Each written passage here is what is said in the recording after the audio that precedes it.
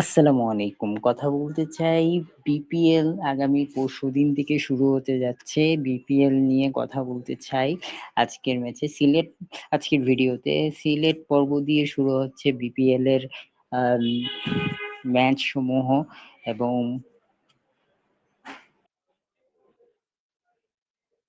মূলত আম আমার ব্যক্তিগত বিশ্লেষণটা আপনাদের সাথে শেয়ার করতে চাই আজকের এই ভিডিওতে। কাগজে কলমে সিলেট দলটা অনেকই স্ট্রং রয়েছে। বাট আমি আমার ব্যক্তিগতভাবে ওপেনিং, মিডল অর্ডার, ফিনিশিং হিসেবে কারা রয়েছেন বা পাওয়ার প্লে বোলিং কারা করতে পারেন, death over, middle over, spin কারা করতে পারেন, এই বিষয় নিয়ে আজকের এই ভিডিওতে কথা বলতে চাই। আপনারা স্ক্রিনে সিলেট টাইটান্স দলটা আস দেখতে পাচ্ছেন। আ সেক্ষেত্রে আমি যদি পুরো দলটা বিবেচনা করি, ফার্স্টে যদি ওপেনিং নিয়ে কথা বলি, ক্যাপ্টেন মেহেদী হাসান মিরাজ রয়েছেন সেখানে। মেহেদী মিরাজ অনেক সময় ওপেনিং করেন।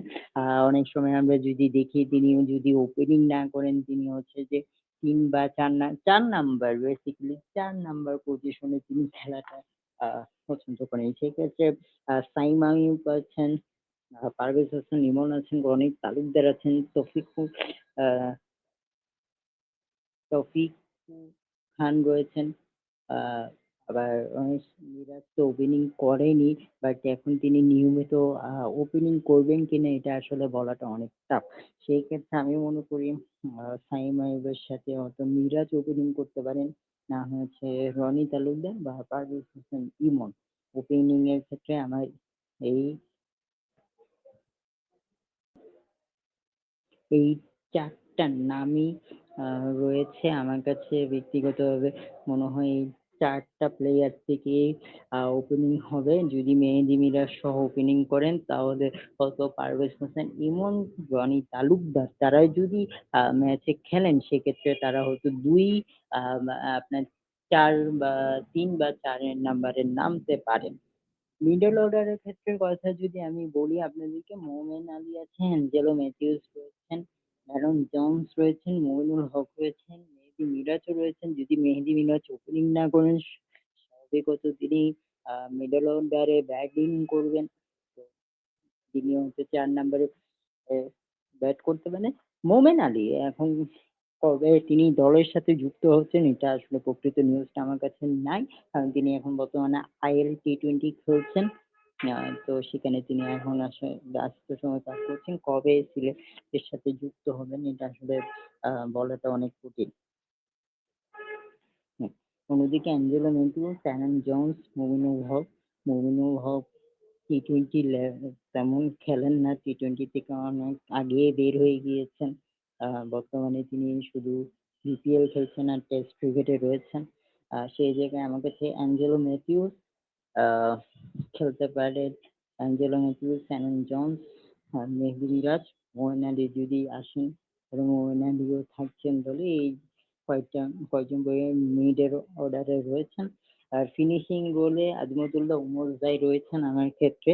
আ আমার ব্যক্তিগত ক্ষেত্রে। আ আজমতুল্লাহ উমর জাই বিকজ তিনি খুব ভালো ব্যাটিং অলরাউন্ডার।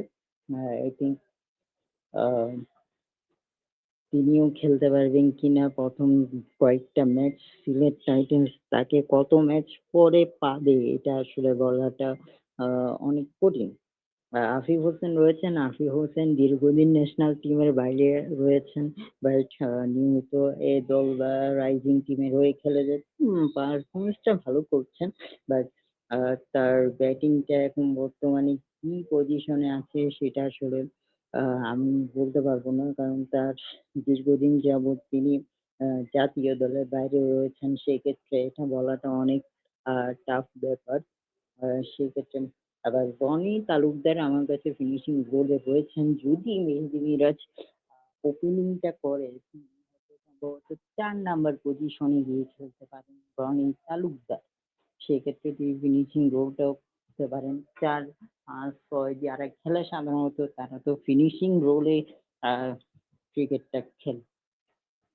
বোলিং ডিপার্টমেন্টটা নিয়ে একটু কথা বলতে চাই। বোলিং ডিপার্টমেন্টে মোহাম্মদ আমির তো রয়েছেন একজন গেম চেঞ্জার। হিসেবে তার সাথে যদি কোনো কারণে মোহাম্মদ আমির না খেলতে পারে সেই জায়গায় তার রিপ্লেসমেন্ট হিসেবে সালমান রিশাদ তিনি রয়েছেন তার রিপ্লেসমেন্ট হিসেবে। আবার এবাদত হোসেন খালেদ আহমেদ এই ৪ জনকে আমি পাওয়ার প্লে বোলিং এ রাখছি। ডেথ ওভারে ইথেন ব্রুকস তিনি খেলতে আছেন এবং মোহাম্মদ আমির ডেথ ওভারে গুরুত্বপূর্ণ ভূমিকা পালন করেন। আমরা যদি পাকিস্তানের খেলা দেখি, পাকিস্তানে দেখবেন যে বেশিরভাগ ডেথ ওভার গুলো মোহাম্মদ আমিরকে দিয়ে করানো হয়। আর মিডল স্পিন ওভারে মিরাজ, মোমেন আলী, আহ নাসিম আহমেদ রয়েছেন। আহ আবার যদি ডেথ ওভারে আমি যদি বলি আজমতুল্লাহ মোজরাই তিনিও থাকতে পারেন। অনেক সময় মেহেদী মিরাজ তিনিও ডেথ ওভারে বোলিংটা করতে পারেন। তো এই ছিল আমার কাছে মোটামুটি এই সিলেট টাইটান্স দলের আম আমার ব্যক্তিগত বিশ্লেষণ। কমেন্ট বক্সে এই বিষয়ে আপনাদের মতামত মন্তব্য জানতে চাই।